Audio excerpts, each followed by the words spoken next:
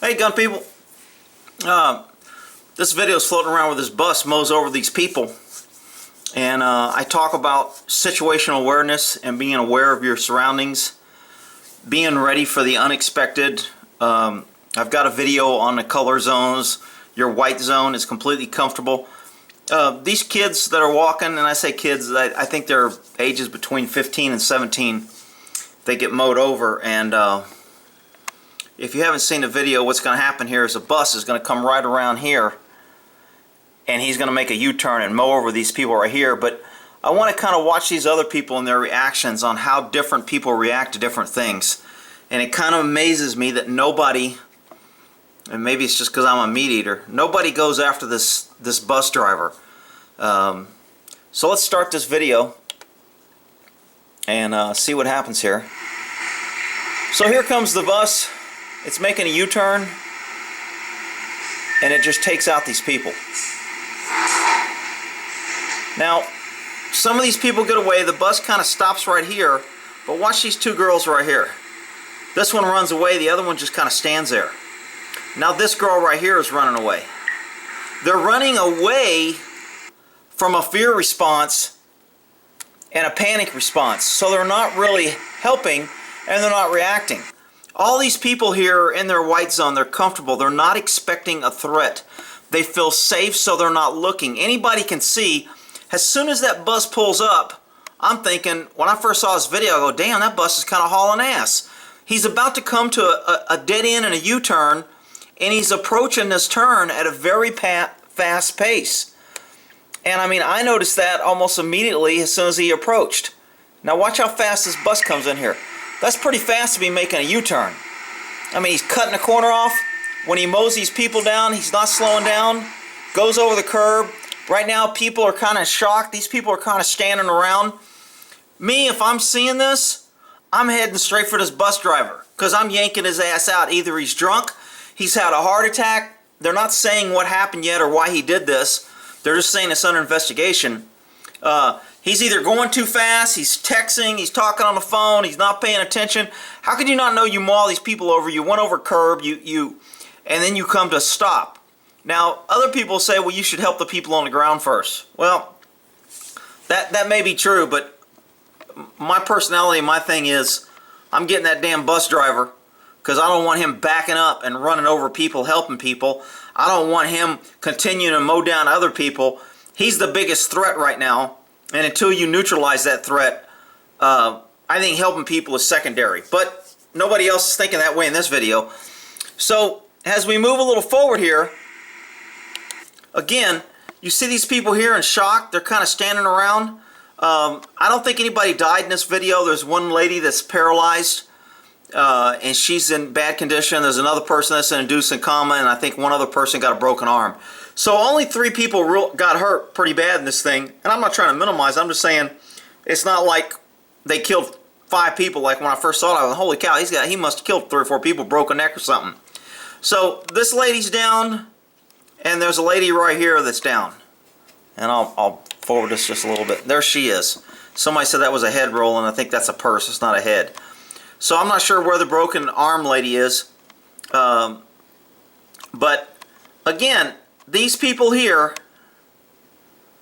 they don't immediately rush in. Right, there's a big pause before they tend to help. And again, I think that's because they were shocked. They didn't think it could happen. They weren't prepared. So she kind of panics and runs off. The other girl runs off. This guy comes running in. This guy comes to this person to help. Nobody's going to the bus driver, and I just found that kind of odd. But again, that's just me. So here's another video where I think situational awareness was lacking. And again, you're driving on a highway, you're always expecting the unexpected. Remember, you can meet everybody, be nice to everybody, but always have a plan to kill somebody.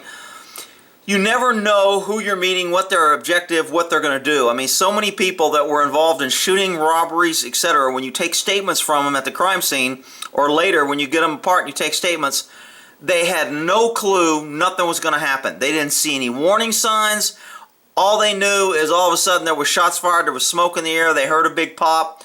You know, there's always a story that nobody really had any clue that it was going to happen.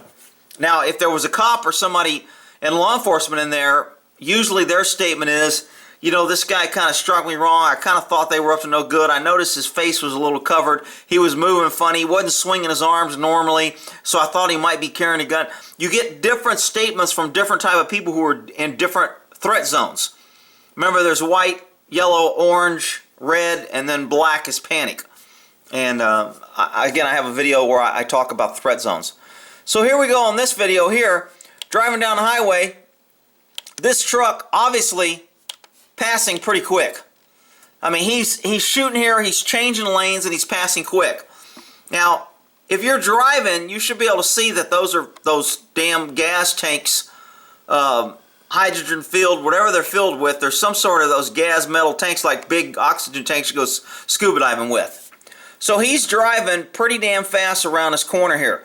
And again, that's a clue. He's changing lanes very quickly. He's cutting cars off. He's hauling butt. Now, right here should be kind of a clue that, hey, this guy is driving like a maniac. So I think this guy kind of catches up to him, and I don't know if he's trying to get his license plate or what, but he catches up close to him pretty quickly when this guy wrecks right here. Okay, so now we have a wreck, we have tanks falling, we have things going. Not the end of the world, people are slowing down, you're kind of like avoiding an accident. Everybody's hitting their brakes, you're all in reaction mode. This right here, when you're driving, you're probably in your yellow zone. Your white zone, you're just too relaxed to drive. When you're driving, you're in your yellow zone. You're looking at changing lanes, you're adjusting the radio, you're paying attention to the traffic lanes, you're looking for cops so you don't get a speeding ticket. You're kind of in your observation mode, so you're in your yellow threat zone. Now when this happened right here, you immediately go to red zone, react. You take action. But if you don't have a plan and you're not thinking, it takes longer to get from that yellow zone to the red zone, because you kind of skipped orange zone, and your orange zone is kind of your planning phase, you're developing options. So this happens very quickly, so most people just kind of go straight into let me brake and avoid hitting something. So they're kind of reacting. This guy's slowing down, this guy's slowing down. These people kept going, which is a good move. If an accident happens next to you, you don't want to stop, because then you become part of the accident. Just keep going and move away. They're slowing down because they're hitting friction. The cars are rolling, blown tires. You got cars braking. There's a lot of friction there, so keep going. So all these cars boogied out of there. Good move on them. Nobody stopped to watch and look. Okay, so here's our first explosion. Now, in law enforcement, we call this a clue that this isn't good. This is obviously something's going on here, and it's not going to go good. So now this guy kind of stops right here and stays here. Now this is the driver, I think, that gets out of the car. I don't know if you saw that. I'll try to zoom in on that so you can kind of see him and go back just a little bit. And I think you see your driver getting out of the car right in this area. And there he goes, right there. So I think the driver gets out. No reason to go in there and try to help. But now this guy's backing up, which is a good move. He's creating distance. Remember, distance is time. This car over here is not backing up. Not a good move. See this car right here? He's not backing up. He's just staying there watching. Bad move. He can't go forward. He needs to go backwards. Everybody needs to start creating distance here and move away from this thing. And in a minute, that's another clue. Okay, in case somebody missed that, we call that a clue. So now this guy picked up the clue. He's backing up. This guy picked up the clue. This guy on the phone's picking up the clue. We got a lot of people paying attention, picking up clues here. The guy in this car, I don't know if he just got out of his car and left or if he's still sitting in the car. But there's a lot of fires there. I don't know why that guy's moving. This guy's still on the phone. He's moving forward. He gets another clue and he turns around. He gets another clue and he starts running. So he's processing information, not as quick as I think he should, but he is processing information. Now, this guy right here to the left in this car who's filming, he's going to get a clue in a minute like, hey, this is even getting worse. I think it might be time for me to get the hell out of here. So the explosions, you're going to see things flying. You're seeing these tubes going out of control. So that's his clue. Okay, I need to get the hell out of here. So he leaves. Now, again, there's not a lot you can do on something like this. You really can't go in and help. You're kind of stuck. You're kind of sitting here as a sitting duck. Again, distance is always your friend. Distance gives you time to react. to recover, to move to a better position of cover, protection. These metal pipes are flying around here. The guy filming this, I don't know if he's got a zoom and he's really as close as he is, but he's a little closer to me. When these flames are going up, if you've never been next to an explosion, I mean, I've been on a couple plane crashes, and when those planes are burning up and there's fuel, man, that shit is hot. You're out there with no gear, no nothing. Now, this guy right here is making a U-turn and going the wrong way on a roadway because he's getting out of here, and I don't have a problem with that. I'll back that up and show you that, because somebody's going to be like, well, that's against the law. You can't do that. You can break the law if you're avoiding a dangerous situation. The law doesn't apply to keep you. Right here, this car right here, I'm going to zoom in on him. If I can get a zoom, there we go. He's kind of making a U-turn and says, I don't care if I'm going the wrong way on the highway or not, I'm creating distance. Good move on his part. He's getting the hell out of there. He's taking action. He's not just sitting there. And he may not be able to go far, but he put some distance between him and all these explosions and flying objects. So I'm okay with that.